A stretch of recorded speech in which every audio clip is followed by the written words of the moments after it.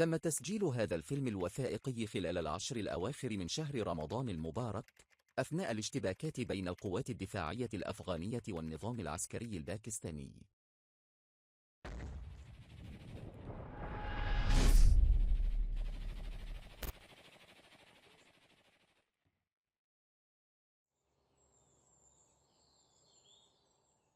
عندما تنتشر أشعة الشمس على الجبال الشامخة في البلاد، تكون معاقل الدفاع قد استيقظت منذ وقت مبكر. أيها الكوماندوز، لدينا عملية معكم. وعلى قمم الجبال، وفي الممرات الضيقة للوديان، وفي المعاقل الاستراتيجية في الصحاري، تقف القوات الدفاعية الأفغانية بكل يقظة وجاهزية.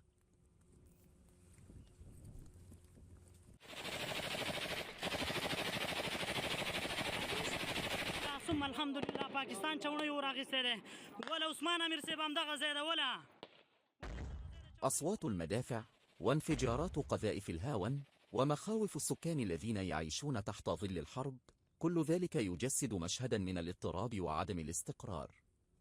من أجل رؤية هذا الوضع عن كثب، بدأنا رحلة من كابول إلى ولاية خوست لنرى عن قرب كيف أثر اعتداء النظام العسكري الباكستاني على الأراضي الأفغانية في حياة الناس العاديين. نحن في طريقنا إلى ولاية خوست، حيث يتعرض الأفغان والمدنيون للاستهداف من قبل النظام العسكري الباكستاني، إذ يتعرضون للقصف بالقنابل، وتسقط عليهم القذائف العشوائية، ويسقط فيهم شهداء. وبسبب هذا القصف العنيف، نزح عدد كبير من السكان من المناطق القريبة من الخط الوهمي، ولجأوا إلى مناطق أخرى بحثا عن الأمان. وسننقل لكم أيضا مجريات عمليات رد الظلم التي تنفذها القوات الأفغانية على طول خط ديورند الوهمي.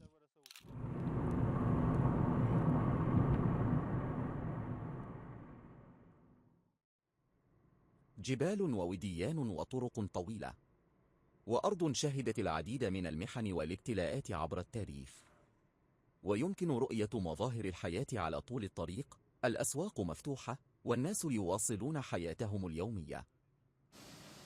وعندما وصلنا إلى مدينة خوست، شاهدنا صورة أخرى، فعلى الرغم من وجود تقارير عن معارك في المناطق القريبة من الخط الوهمي، إلا أن الحياة تسير داخل المدينة بشكل طبيعي. الأسواق مكتظة بالناس، والمحلات مفتوحة، والجميع مشغولون بشؤونهم اليومية. يقول سكان المدينة إن الدفاع عن الوطن ليس مسؤولية الجيش فقط، بل هو مسؤولية مشتركة لكل أفغاني، وهم يقفون في هذه المهمة إلى جانب قواتهم الدفاعية. ولكن مع اقترابنا من الخط الوهمي من المدينة، تتغير الصورة. نحن في طريقنا إلى مديرية علي شير في ولاية خوست.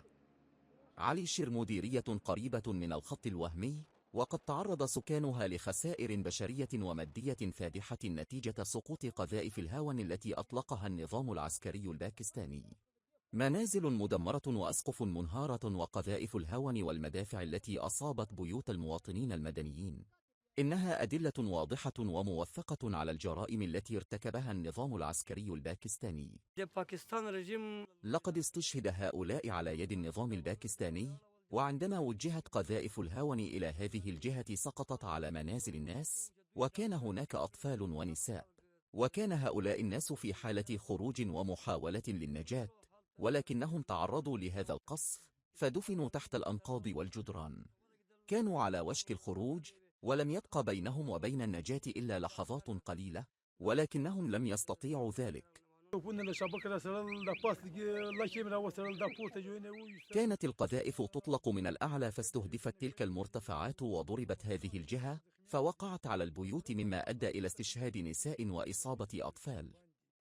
وحتى الآن لا تتوفر معلومات كاملة عن حجم الخسائر، فالاتصالات لا تزال مقطوعة ولا تصلنا أخبار من القرى الأخرى.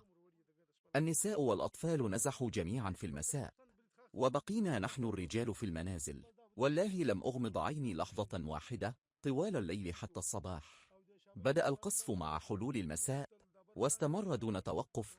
كانت المدافع توجه نحونا وتضرب هذه المنطقة وتلك المرتفعات. وأطلقت قذائف المدفعية الميدانية على هذه البيوت، واستهدفت التلال والمرتفعات، وكان الوضع سيئا للغاية. هؤلاء الظالمون يقومون بقصف القرى دون تمييز بين امرأة وطفل. إن استشهاد الرجال قد لا يعد عيبا في الحروب، لكنهم يستهدفون النساء والأطفال أيضا. كان الناس يركضون ليلا في كل اتجاه، بعضهم نحو الأسفل وآخرون نحو الأعلى، وكثيرون احتموا بالحفر والملاجئ. ومع بزوغ الفجر خرجنا وجئنا إلى هنا، وسقطت قذيفة هاون أخرى على تلك القرية العليا. لم تقتصر هذه الهجمات على تدمير المنازل فحسب، بل أجبرت مئات العائلات على مغادرة قراها والنزوح إلى مناطق أكثر أمانا.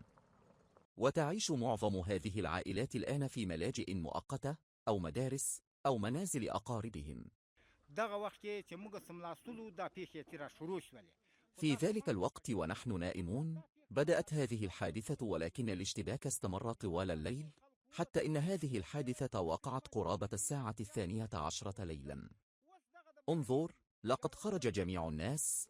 كان في هذه المنطقة نحو 80 أو 90 منزلا، لكنهم ينتقلون الآن، ولا يتوفر مكان يلجؤون إليه ولا ملجأ يأوون إليه.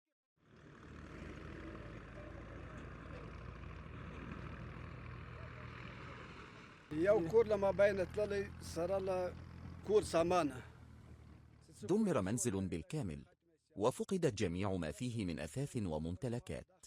كما نفق نحو 200 إلى 250 رأسا من المواشي، كبيرة كانت أم صغيرة.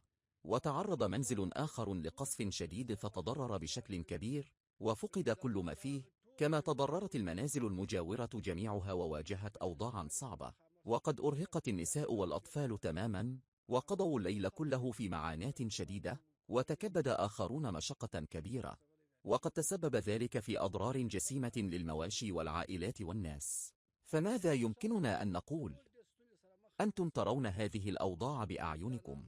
إضافة إلى ذلك، تكبد الناس خسائر مالية فادحة، فقد تضررت الأراضي الزراعية، ودمرت ممتلكات الناس، ونفقت أعداد كبيرة من الماشية التي كانت مصدر الدخل الوحيد لكثير من العائلات نتيجة القصف والانفجارات. إن رؤية الحيوانات المحترقة على جوانب الطرق وفي ساحات المنازل بسبب سقوط القذائف الباكستانية تمثل أحد أكثر وجوه الحرب إيلاما، لما لها من تأثير مباشر على حياة الناس.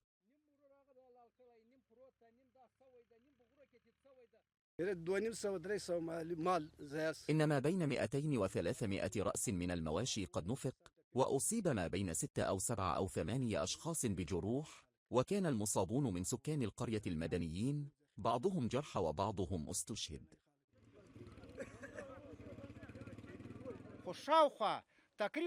لقد نفق ما بين 250 و 300 رأس من المواشي، سواء في هذا الجزء أو في القرى السفلى والعليا. كما أصيب شخصان بجروح وهما معلومان، إحداهما امرأة والأخرى رجل.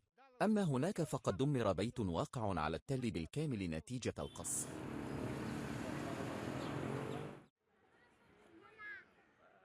نحن في منطقة لكن بولاية خوست، حيث تحولت إحدى المدارس إلى مأوى مؤقت للعائلات النازحة من مناطق الحرب. وفي هذه الفصول التي كانت في السابق مكانا لتعليم الطلاب، أصبحت الآن مأوى لمئات العائلات. فلنستمع إلى قصصهم عن قرب. هذه هي المدرسة الثانوية المركزية في منطقة لكن بولاية خوست، حيث نزحت إليها عائلات أفغانية على امتداد الخط الوهمي نتيجة القصف العشوائي والمدفعي الذي ينفذه النظام العسكري الباكستاني. وقد استقرت هذه العائلات في هذا المكان، ونستمع هنا إلى قصصهم المملوءة بالألم والحزن، وقصص فقدانهم لأعزائهم.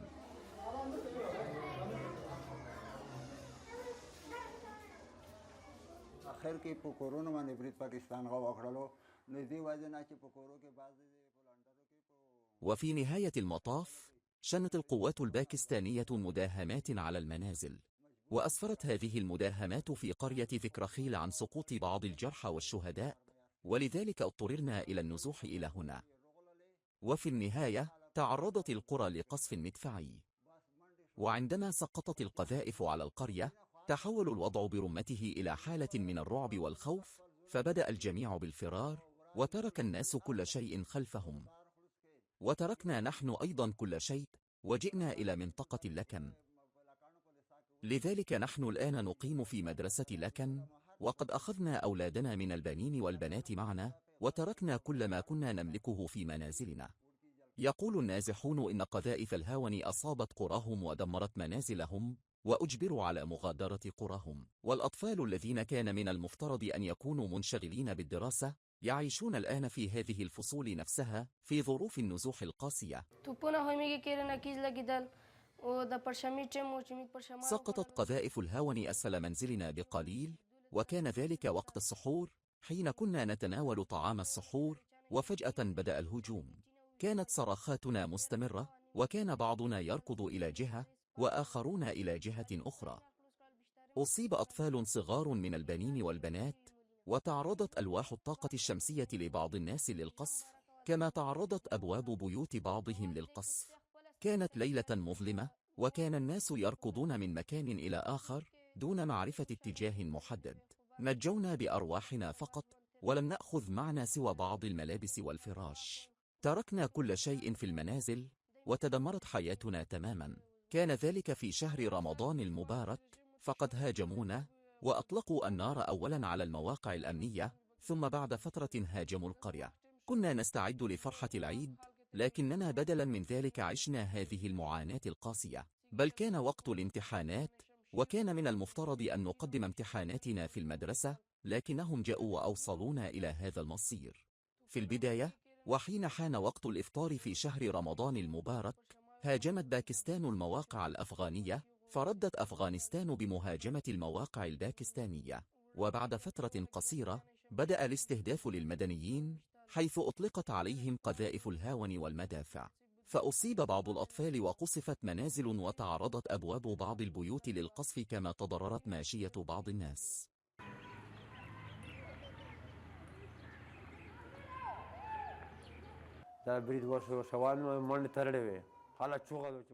وعند وقوع الهجوم سادت الفوضى في البداية، فارتفعت الصيحات وكان الركض عشوائيا، ولم يكن واضحا من يأخذ ماذا. كان بعضهم يمسك بشيء وآخرون بشيء آخر، واختلط الناس بعضهم ببعض، وبلغت الفوضى حدا أن الناس كانوا لا يفكرون إلا في إنقاذ أرواحهم فرارا من القصف. كان بعضهم في الطرقات وآخرون في السيارات، وكان الوضع سيئا للغاية، فمن كان لديه سيارة تمكن من المغادرة، ومن لم يكن لديه فقد عجز عن الفرار وسدت أمامه الطرق. واستمر الوضع على هذا الحال من الساعة 12 حتى 1 بعد منتصف الليل، وكان الغبار الداكن والضجيج يعمان المكان. لم يكن أحد يعرف إلى أين يذهب، ولا من هو آمن ومن ليس بآمن، ولم يكن واضحا أهو ليل أم نهار. كنت أنا في مكان آخر، وقد جاءت القذائف من جهة باكستان، وسقطت على منازل المدنيين، فأصيب شخصان، منهما فتاة صغيرة يتراوح عمرها بين 7 و9 سنوات، واستشهدت على الفور.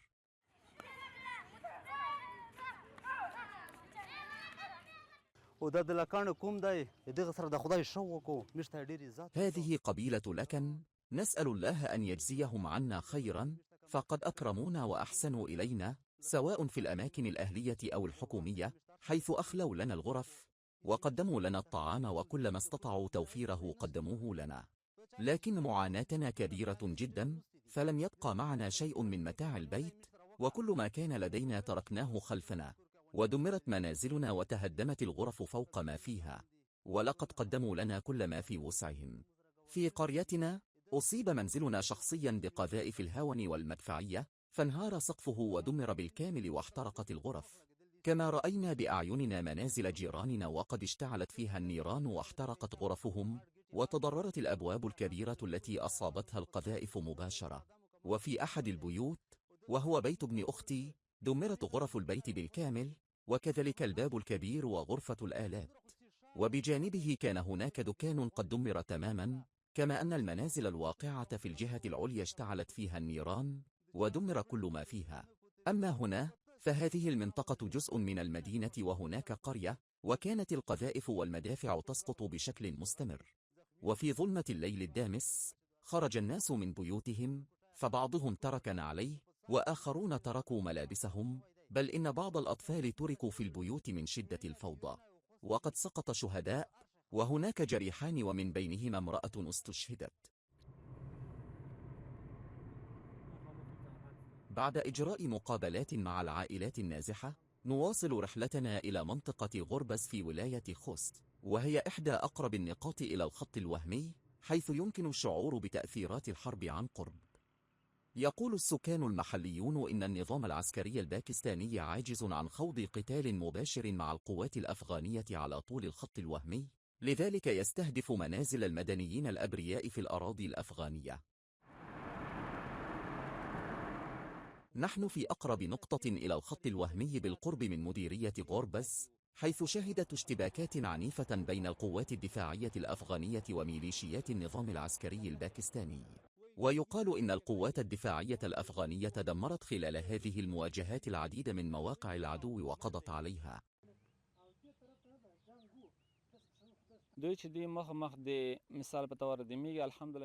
هؤلاء لا يملكون القدرة ولا القوة لمواجهة مجاهدين وجها لوجه، ولذلك يحاولون إيذاء المدنيين بهدف إثارة الخلاف بين عامة الناس وأفراد الإمارة. ولهذا السبب يستهدفون المدنيين في كل مكان، لأنهم لا يستطيعون مواجهة المقاتلين المتمركزين على الحدود، ولا يقدرون على التصدي لهم في قتال مباشر، فيلجؤون إلى قصف المدنيين بالمدفعية. فقد قصفوا مناطق بر خيل، وسعوا إلى تكرار ذلك في منطقة مستربل، وكذلك في ولاية ننجرهار وولايات أخرى مثل بكتيكا، بل وفي جميع المناطق، ومنها كونر، حيث يستهدفون السكان المدنيين. أما قواتنا التابعة لوزارة الدفاع والمتمركزة على الحدود، فهم بفضل الله وكرمه يقفون بثبات، ولا يستطيع هؤلاء مواجهتهم مباشرة، ولذلك يلجؤون إلى قصف المدنيين، وقد أدى ذلك إلى نزوح ما بين 7 إلى 8 أو 9 آلاف أسرة، حيث يعيش ما بين 7 إلى 8 أو 9 آلاف أسرة نازحة في هذه الولايات، وتعاني أوضاعا صعبة. وفي هذا الشهر المبارك من رمضان، اضطر هؤلاء إلى مغادرة منازلهم.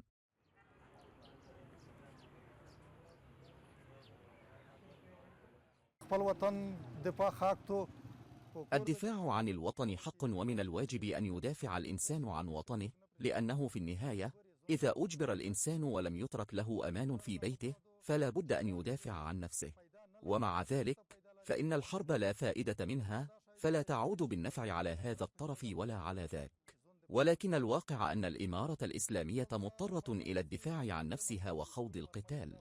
تتساقط هنا قذائف عشوائية لا تطلق على هدف محدد، فعلى أي منزل سقطت تدمر، وقد أصيبت امرأة بجروح، كما نفقت المواشي وتضررت الممتلكات، وقد تكون هناك أضرار أخرى أيضا. ولكن في الليلة التالية يضطر الناس إلى الخروج من بيوتهم، ويتركون منازلهم مليئة بممتلكاتهم، ويعيش الناس في معاناة شديدة.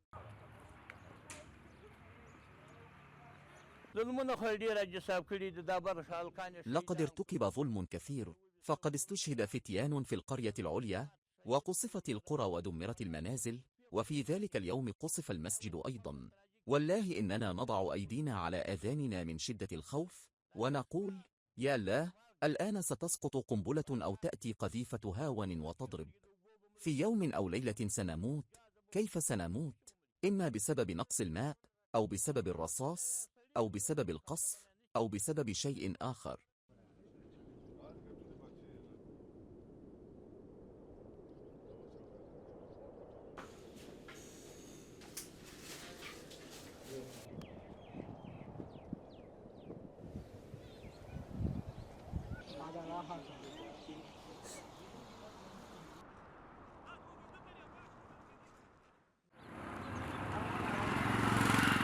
ويقولون إنه على الرغم من تعبهم من الحرب وعدم رغبة أحد فيها، فإن أي اعتداء على وطنهم لن يمر دون رد. وفي ظل هذا الاعتقاد، جاء الرد الحاسم الذي قدمته القوات المسلحة الأفغانية على النظام العسكري، وعملية رد الظلم، ليعيد الأمل للناس ويعزز شعورهم بالأمان. بعد خوست، أصبحت ولاية ننجرهار أيضا مؤخرا شاهدة على أحداث مماثلة، ولا تزال آثار القذائف مرئية في بعض المناطق، فإن القصف العشوائي بقذائف الهاون ومدافع النظام العسكري الباكستاني ألحق أضرارا بمنازلهم، واضطرت بعض العائلات إلى مغادرة مساكنها. ويقول سكان المنطقة إن تأثيرات الحرب لا تقتصر على لحظات قصيرة، بل تخلف مشاكل طويلة الأمد تلقي بظلها العميق على حياة الناس. بعد توثيق الفظائع التي ارتكبها النظام العسكري الباكستاني ضد الشعب، تتوقف كاميرتنا عند مواقع قوات الدفاع الأفغانية على طول الخط الوهمي.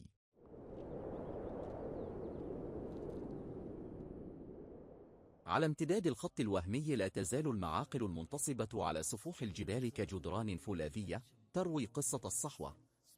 هنا لا يقتصر وجود قوات الدفاع الأفغانية على كونه وجوداً عسكرياً فحسب، بل هو تجسيد حي لإرادة الأمة وعزيمتها وإيمانها الراسخ.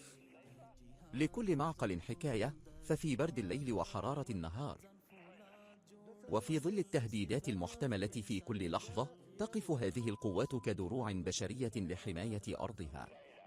تراقب عيونهم كل تحرك للعدو، ولا تتحرك أصابعهم إلا عند الضرورة، ولكن عندما تدعو الحاجة يكون ردهم سريعا ودقيقا وحاسما.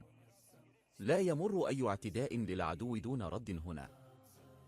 في هذه المعاقل لا يقاتل الجنود بالأسلحة فحسب، بل بمحبة الشعب وثقته.